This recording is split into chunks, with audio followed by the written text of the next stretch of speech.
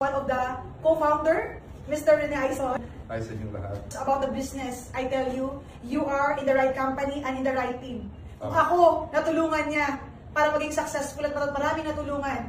And you are so blessed to be part of the big three. Kasi, si Director Rene lang naman ang isa sa magtuturo at mag-guide sa'yo. This is the perfect time na gawin mo itong negosyo. This is the perfect time na kahit OFW ka o may trabaho ka, na gawin mo itong negosyo. Because ito na yung era ng kumikita ng million. I'm sorry for the word na million but it really happened because marami ako naturuan na kumita din ng million. Yes. And very portable yung business. Imagine, as low as 70 pwede magsimula gym. And may training talaga eh.